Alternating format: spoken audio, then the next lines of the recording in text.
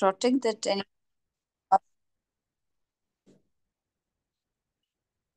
And I would encourage all of you to speak up because this is very important. That is why we want to, keep it interactive so that that hesitation goes away by the time, your exam is near.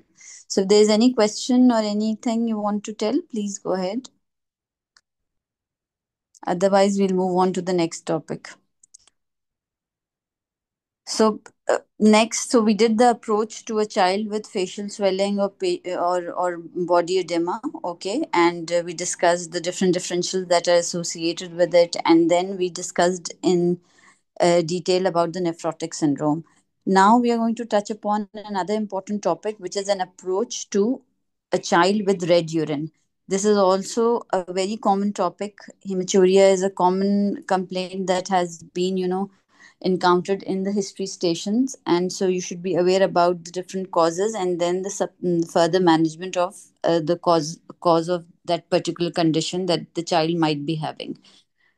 And even in your general practice also, you can have a child who comes with, a reddish urine, a cola colored urine, or a turbid urine. So what should be your approach if you have a child with such condition? So whenever you have a child with red urine, or when you're outside the history station and you are given the scenario that the mother has come in and the child has complained of reddish colored urine or a cola colored urine, so immediately you should jot down your differentials. And the easiest way to do that is that if the color of the urine is red, either it is because of heme, or it is because of globin, or it could be because of drug, dyes, and metabolites. So when you are going to take the history, you are going to touch upon each aspect, and you're going to evaluate whether this is really a heme in the blood, heme in the urine, or is it myoglobin. There could be a preceding history of excessive exercise, there could be an underlying metabolic disorder, and they could be, sometimes, children with malignant hyperthermia, they also end up with a dark urine because of myoglobinuria. Although in the exam scenario, it would usually be the heme positive blood that they would want you to evaluate, but in your history you have to ask about the other things, as well as you have to ask whether the child has ingested any dyes, is he on any drugs like nitrofurantoin, rifampicin, metronidazole, even NSAIDs. They can, cause the discoloration of urine. And certain metabolites like homogenetic acid and porphyrias can also present with the dark urine. So as I told you, in the exam, mostly what they want to focus is on the uh, heme positive hematuria, which is actual hematuria. So whenever you have a heme positive hematuria, if Shumaila, we can go on the back slide. Yeah, exactly this one. So you should bear in your mind that if this is a heme positive hematuria, either it is because of glomerular causes or extraglomerular causes. Now, in the glomerular causes, the most common cause of hematuria is post-streptococcal, is actually IgA nephropathy, followed by post-streptococcal glomerulonephritis, and then you can have HSP, and then you can have other forms of glomerulonephritis like Alport, lupus, sickle cell nephropathy. You can have hemolytic uremic syndrome as well, and then you can have, primary problems with the glomerulus itself, like focal segmental glomerulonephritis, membranous membranoproliferative glomerulonephritis, and you can have certain vasculitis like vaginous and polyarthritis nodosa, good pastures that can also present with hematuria. So you, whenever you have a child with hematuria, think about the glomerular causes, and then think about the extraglomerular causes. In extraglomerular causes, the most common reason for, blood in urine could be a urinary tract infection, cystitis. It could be a renal stone, and other important topics that can be encountered in the exam can be a mass, a renal mass, polycystic kidney disease, okay, and trauma as well. And even coagulopathy sometimes can present with the red urine as well. So these should be a differential that you should quickly write before you enter the station, so that, whatever is relevant to each of these diseases, you can touch upon it quickly. Okay. Next, Shmala. So how would you manage a child with a dark colored urine? How would you investigate? So of course you will involve the team. You will involve your consultant pediatrician. Okay, and if you feel that it is a case that is related to the renal, you can involve a nephrologist, urologist, depending upon what your history is, guiding you to. So you have to go for certain investigations. The most important investigation would be the urine analysis. In urine analysis, you have to look for the RBCs, WBCs. You have to look for the uh, presence of protein. Also, you have to look for the presence of type of cast. Similarly, a urine culture as well. And if it is a UTI, you would know it here. But if it is some form of nephritis, like post streptococcal glomerulonephritis, then you have to evaluate further. You have to go for the complement levels, where you will find that the C3 levels will be decreased and C1 and C4 would be normal.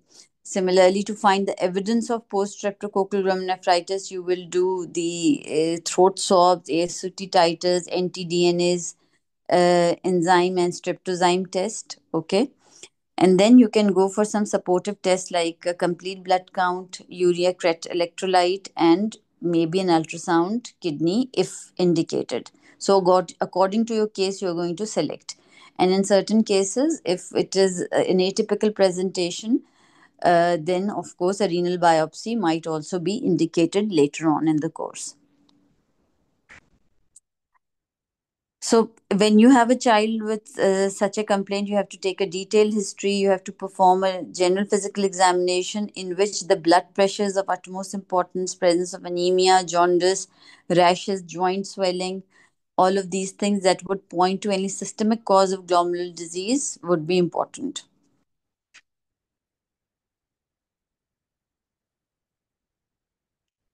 So now we will take on post streptococcal glomerulonephritis, which is one of the most common causes of gross hematuria, surpassed only by IgA nephropathy. So most common cause is actually IgA nephropathy, followed by post streptococcal glomerulonephritis. You all are aware that it's an immune mediated mechanism that follows after the infection with Brubae beta hemolytic streptococcus, either throat or skin infection. So when you're taking the history and there's history of hematuria, you have to ask about prior history of throat infection or a skin infection in the last 4 to 6 weeks. The presenting complaint would be same like any other nephritic syndrome. The child can present with uh, cola colored urine, can present with gross hematuria, and then the complications like poor urine output, uh, that would indicate a deranged renal function. They can present with hypertension, headaches, okay, and even sometimes proteinuria can be associated with the nephritic syndrome that can lead to the same presentation as nephrotic. So the child can present with facial puffiness. So you will quickly move on to the investigations. You have a child, you're suspecting post-streptococcal glomerulonephritis. So we discussed earlier, you're going to do a urine test, you're going to check the complement levels, you're going to look for the evidence of streptococcal infection. And in the supportive labs, you will do a complete blood count and urea creatine electrolyte.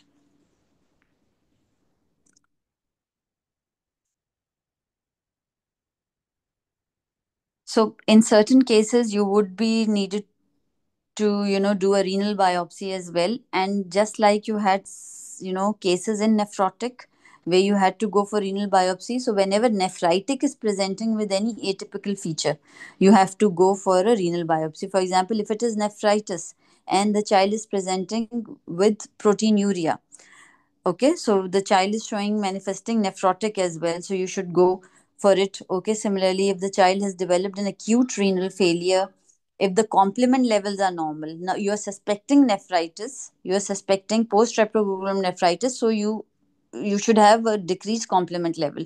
But if the complement levels are normal and the child is presenting with a picture of nephritis, it means it needs to be evaluated. If there's no evidence of streptococcal infection, if hematuria and altered renal function they persist beyond 2 months, then also it is an indication of doing a renal biopsy. These are some of the atypical features as well, because these atypical features, if present in the post streptococcal, they are the indications for Biopsy. So, if being asked about you, because we are discussing the topic as what are the previous recalls or questions are being asked. Exactly. And these are the same indications that would be requiring a nephrologist referral as well. So the treatment is generally supportive, and in specific, you will only give penicillin, okay, an oral course of penicillin for 10 days. And in supportive, you will manage whatever complications the child might have developed. So if there's hypertension, you'll manage that. If there is renal failure, you will manage that. If there's electrolyte imbalance, encephalopathy. So the management would be mainly supportive with penicillin course for 10 days.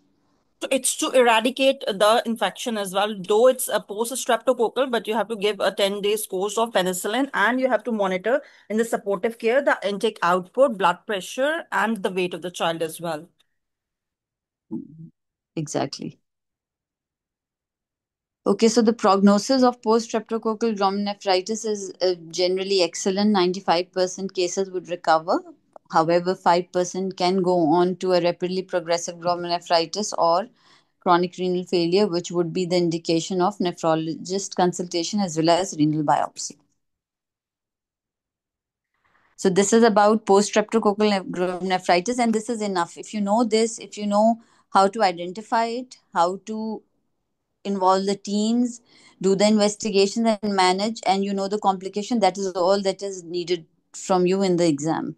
One thing Similar. more, I would just want to ask you so a bit of that, whether you are grabbing the information or not, because what do you think? What will be the differential of the post-streptococcal glomerulonephritis, or maybe for a child with hematuria? So, can you tell me quickly what are the four differentials you will keep? Anyone can participate about it.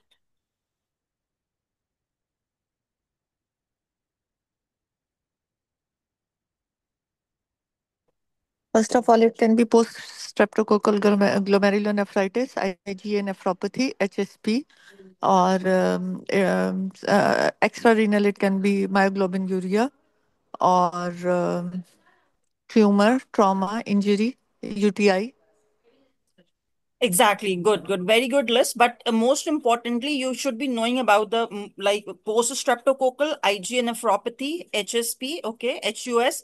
These are the more common topics that are Wegener exam also. point of view. So you have to Yeah. thoroughly take your history to come to a conclusion. What is your diagnosis? So we will discuss those topics as well. Now we will move to HSP and then we will come to these important topics after that. So again, HSP is a very important cause of nephritis. It's a small vessel vasculitis. It is immune mediated that happens, a few weeks after an upper respiratory infection. So again, whenever you have a child with hematuria, please ask about prior history of, cough, cold, skin infection, throat infection. Okay. So following few weeks, the immune mediated reaction occurs, and the small vessel vasculitis happens, which affect the kidneys, the skin, and the joint, leading to the typical manifestation of HSP. So the child will present to you with swollen tender joints. There would be a rash, typical rash, especially on the extensor surfaces. It could be, petechia, purpura. It will appear in crops, okay? And then the child can have abdominal pain, can present with hematuria, proteinuria, leading to puffiness. So all of these would be the feature of renal involvement, okay? So, what differentials you will keep? HSP is a common topic in video station. So you should be aware of the differentials, because of course you're not examining the child in the video station. So the differentials would be an important question from the examiner's side. So if you are getting such kind of a rash, you can keep the differentials of HSP, meningococcemia, viral hemorrhagic fever, Kawasaki, and systemic onset JIA can also present with similar rash. Even if they have not shown you the mouth and the eyes, even you can keep allergic reactions, severe allergic reactions, Steven Johnson, and TENS as well. Okay, so sometimes they can also present with a similar way. So if you are suspecting that the child is having HSP, how would you investigate so you know that the kidneys, skin, and joint are affected? So starting from the kidneys, you will do the urine analysis. You will check for hematuria, proteinuria, cast. You will do the renal function tests. You will do a baseline complete blood count. ESR can be done. Okay, and then IgA levels are generally increased because it is a kind of vasculitis in which IgA gets deposited in all of the different skin and the intestine as well as in the glomerulus. So the IgA levels are increased in this situation. And then, depending upon what is the manifestation, you can do additional investigations like X ray of the affected joint, ultrasound of the affected joint, X ray abdomen, ultrasound abdomen, uh, and sometimes even a skin biopsy or a renal biopsy might be indicated as well if the diagnosis is not very clear. But this is the list that you should be aware of, and you should promptly tell it to the examiner that I would like to do this, and if the diagnosis is still unclear, then I would like to go for skin biopsy as well as a renal biopsy. And renal biopsy will generally show you the deposition of IgA on the glomerulus. So, how would you treat HSP? It's basically supportive care, bed rest, analgesia. You have to avoid NSAIDs. Okay, you have to manage the complications like hypertension, renal failure, electrolyte imbalance. If the child has developed hypertensive encephalopathy, so you have to manage all the complications. In specific, steroids are indicated for complicated cases and for renal and abdominal involvement. So if you have a child with, severe abdominal pain, intussusception, torsion, uh, sometimes, even intestinal perforation can happen. So if intestinal complications are there and renal problems are there, then you should go for a course of steroid as well. And then, Ma'am, I have a one question. yes, yes, please. In HSP, when there is the renal involvement and abdominal pain, then Mm, NSAIDs are contraindicated, right? yes, yes. That NSAIDs was are the just given point. in Yeah. joint pain, joint involvement, right? Yeah, yeah, yeah. No, actually, Okay, it okay. was previously asked as well by the examiner because, as it's a vasculitis, it affect the vessels, so the perfusion is also not good. So if you are giving NSAIDs, so maybe the child will develop more severe symptoms, okay? That's why you have to start with Okay. mild analgesia only. You have to start saying that I will start Okay. with a mild analgesia like paracetamol, regular analgesia, and if it's not, then a short courses of NSAIDs, okay? And if it's the severity Okay. of the condition with proper gut protection and advice, you can add on with the steroids as well, but definitely you have to start with the mild analgesia because already if the kidney Okay. functions are compromised or if the gut has been like because of the vasculitis, so maybe the Mm. strong analgesics or the corticosteroids can have a worsening effect as well. That's why you will add on advice of a caution as well. Okay, ma'am. Thank Is you. it clear? Yes, ma'am. Yeah, yeah, because it was specifically asked in the examiner, and that was the pathology behind it. That's why you have to add these two medications with a caution of advice. Okay. So we'll move on to the complications. Again, complications, any child with HSP can develop nephrotic syndrome, can develop the complications like hypertension, renal dysfunction, electrolyte imbalance, and some of the cases can, progress to end stage renal disease or CKD. They are very prone to have, as Dr. Shumaila mentioned, intestinal complications like intussusception, gastritis, GI bleeds, and testicular torsion as well. So you should be aware of all these complications, and that is why generally a supportive care is given. But in complicated cases and in cases where the involvement of kidney and abdomen is more, you are advised to give steroids. So again, the prognosis is excellent. 25 to 35% of the patient can have mild recurrences later, and this is very important. They would ask you how would you monitor this child. So generally, you monitor the blood pressure and urine analysis one weekly for the first month of the illness, and then you do it every 2 weekly till 12 weeks, and then every 6 months till 1 year. Okay, so that is how you will be. Yeah, that is an important question because usually if the mother is also asked you, will my child have this condition again? So that's why you have to know about the recurrence risk as well for nephrotic and for the renal conditions. And the other thing is the long-term follow-up is there for this condition up to a year. That's important. Okay, so I think we are done with HSP. So we'll quickly move on to another important cause of hematuria, which is hemolytic uremic syndrome. And it is also a condition that occurs after the child has had some GI infection, especially with O157 H7 E. coli, even with Shigella salmonella. Following these infections, also endothelial damage happens in the small vessels, and then this leads to microangiopathic hemolytic anemia. It leads to thrombocytopenia and uremia. So basically, when your small vessels are affected and the endothelium is damaged, the platelets, they tend to adhere to the endothelium, which leads to clumping of the platelets and thrombocytopenia. Similarly, as the red cell passes through the damaged endothelial layers of the vessels, they get damaged as well, leading to microangiopathic hemolytic anemia. And because the vessels glomerulus is also affected, there's clogging, there's deposition of endothelial debris, and your platelet clumps are there, so the renal function is also affected, leading to uremia.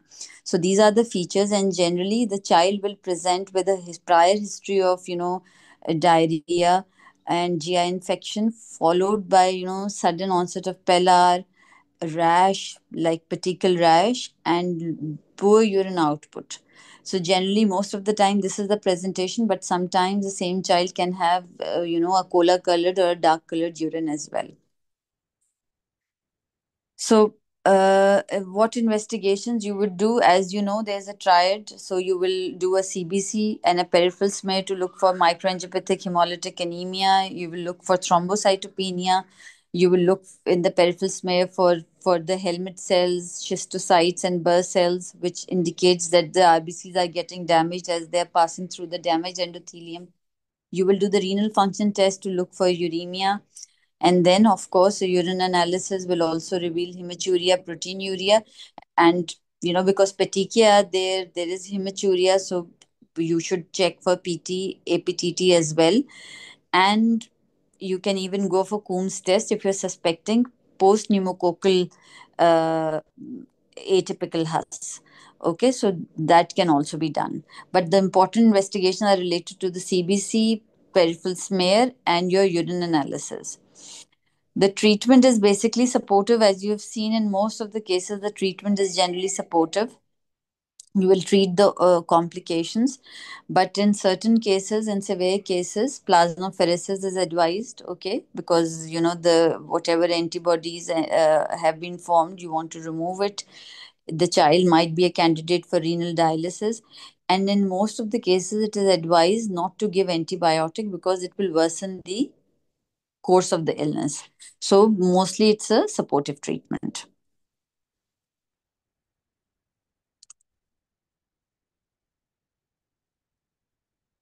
Yes, Shumila, we'll move on to the next one. What about the complications? Complications we discussed. Okay, Okay, so we discussed complications. already. Yeah, no. So complications basically, because of the triad itself, if you'll remember the complications. So there's anemia, there's thrombocytopenia, there's risk of bleeding. And then same like HSP, they also have abdominal complications.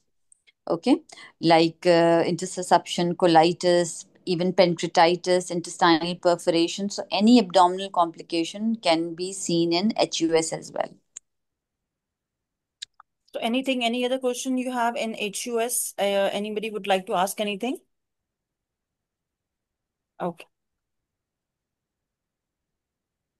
So actually, these scenarios are very important, and you should be ready to give answers. The answers and the questions will not be that much simple. That's why what we do in our sessions generally is about discussion of the cases and an interactive way. But since these topics are not very well written in the mark, so that's why we are giving this additional notes to the group, and we'll give to our group because these are the additional things that are being asked by the examiner. So you should be know how to differentiate. But when we are doing the mocks, you should know how the cross questioning will go, and the trick is how you will answer it. So you have to a very good ratta of these things, and you have to able to differentiate what is the cause, because your mind should work very quickly. The examiner will just cross question you a lot of things. Why not this? Why not this? Why this is happening? Which lab is deranged? Why do you think it is this reason? Okay, so these topics can come in the video scenario also, where you will get confused. So that's why the interactive mocks and these things are very important. Be ready for that.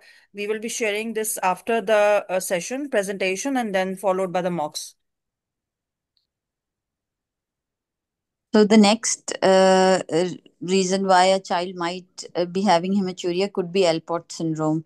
Okay, so in Alport, there's a defect in type 4 collagen, and type 4 collagen is responsible for making the basement membrane of the glomerulus of the eyes and of the ears. So the child will have symptoms related to all of these things. Okay, either he can present initially only with cola colored urine, or with gross hematuria. He can have underlying history of deafness, ocular problems, and there would be a family history, especially because most of the time it is X linked. You can have a maternal uncle with a renal failure, or on dialysis, or with deafness, that would give a clue that this might be Alport.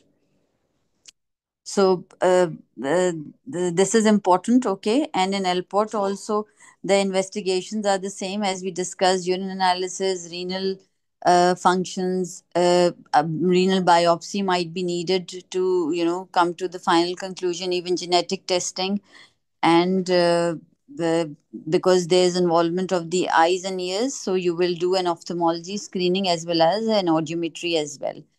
The Actually, this is treatment. generally not coming in like you will get a case of it, but definitely in your history, you have to ask about the family history of the condition, and you should keep in mind while you are asking, is there any problem with this hearing and vision? Because in every history, we are asking these things. So the history format is very important, so that the examiner is noticing you whether did you ask about it or not. So you have to incorporate these questions, thinking about it, that you have to rule out the causes of hematuria. Exactly, exactly. So the treatment generally, they do not respond to steroids, and they require, cyclosporine and ACE inhibitors. And in the long run, they would be a candidate for a renal transplant. So this much information is enough for Alport. So whatever we are telling you is enough for exam point of view, and we do not want our candidates, to spend too much time on, looking for other resources. If you are prepared with these slides very well, inshallah, you will be able to ace the exam, inshallah. So we have time, Shumaila. Yeah, actually, we already discussed these things. So I think we will be, because what are the presenting complaints? We already discussed about it. This is about the history format. So when we are doing the history, we will evaluate the candidates on these things, whether they are asking about these are the history questions. Because if it's a case of hematuria, if it's a renal case, you have to be asking these important questions to come to your final diagnosis. Okay, so that is all about the history.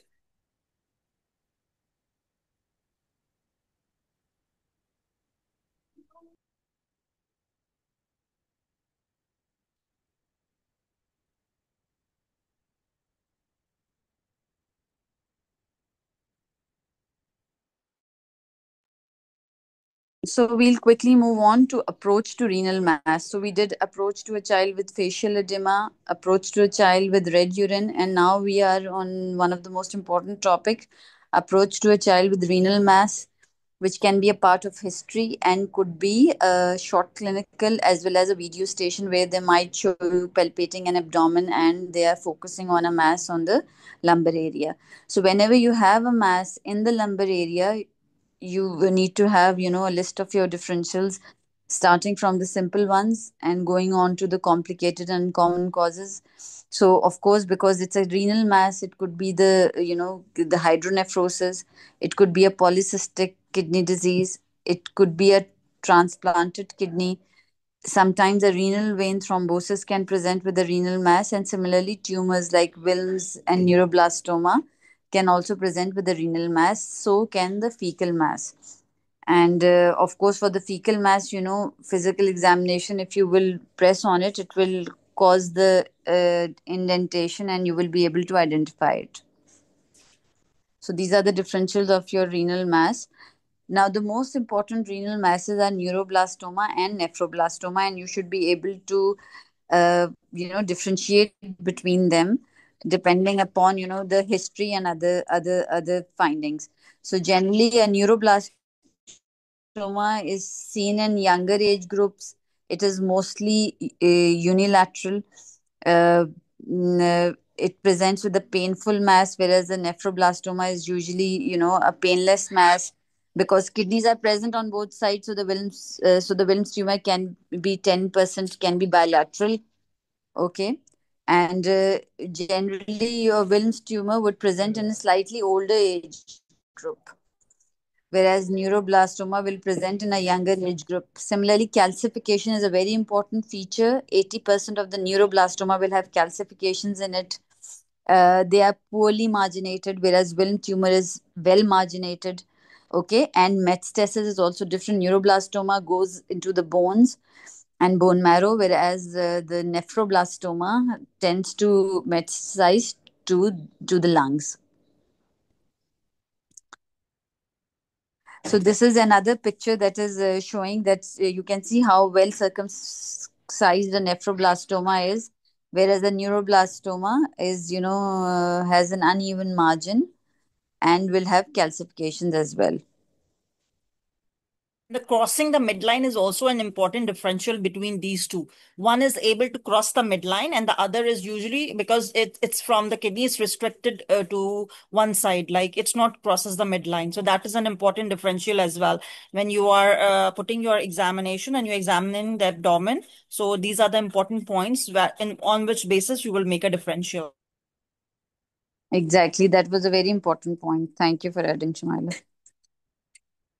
So, if you have a renal mass, how would you investigate? Of course, after detailed history and physical examination, you will go for the simple things like ultrasound abdomen.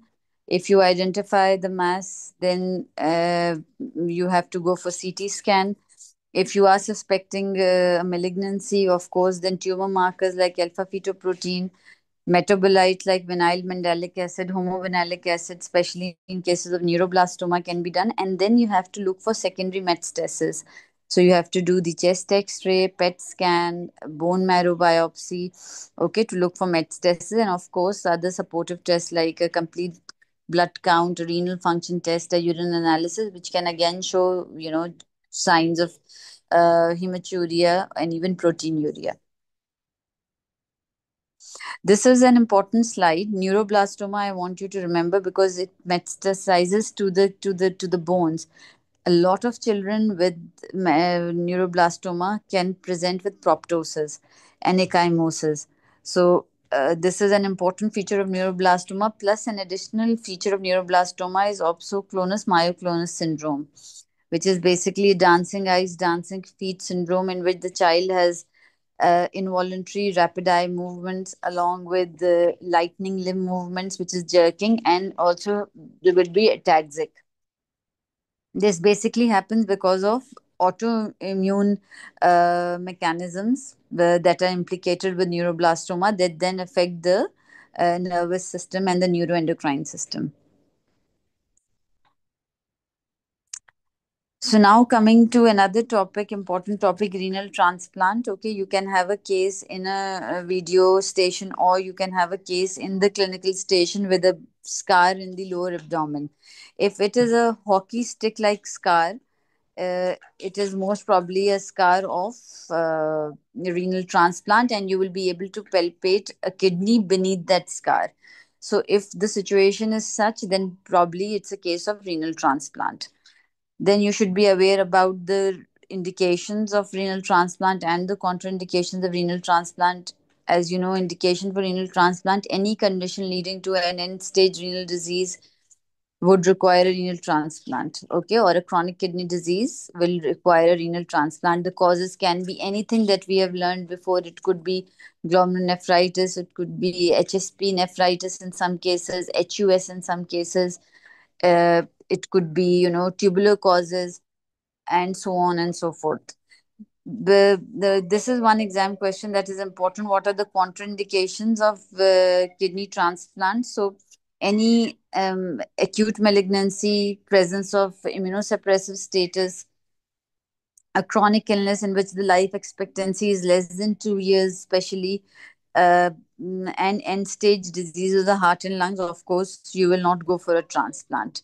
Other relative contraindications are generally for, elder people, but if the child has any neurological condition and psychosocial, psychological impairment, then also it could be a relative contraindication to renal transplant.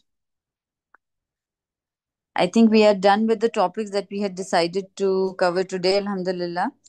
If there are any questions, the doctors are most welcome to, put forth their questions.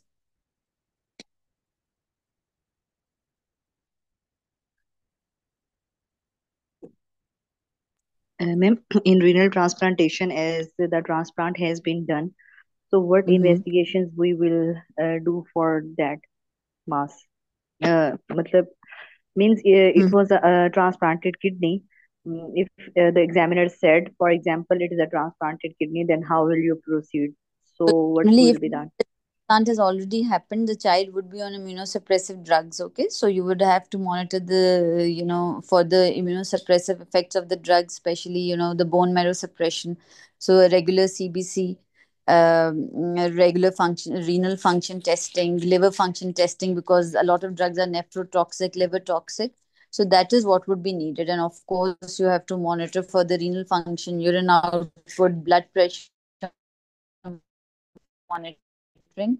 That is the general thing that would be required. A lot of children, they can have a late rejection, and some children can even come with multiple hockey stick scars where they have been transplanted twice or thrice also. Okay, ma'am. So we'll end the meeting. Thank you so much for your participation. I hope the session was helpful for your preparation as far as the renal function is concerned.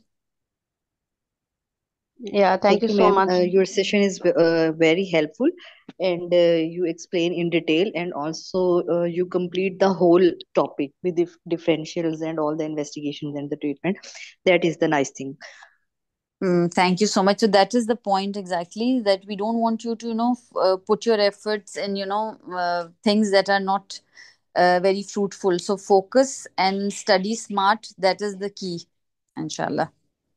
And wherever you find the gap in knowledge, fill it.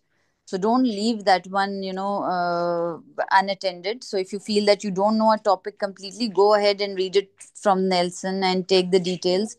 But other topics, just what we have told you, it is fair enough. Then the details that we have given.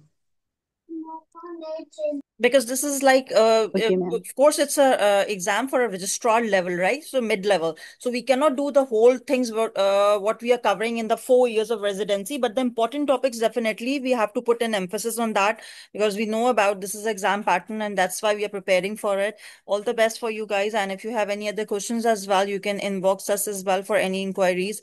Thank you so much, and if there are any further session, we will share it on the group as well on Sundays. Thank you so much. Take care.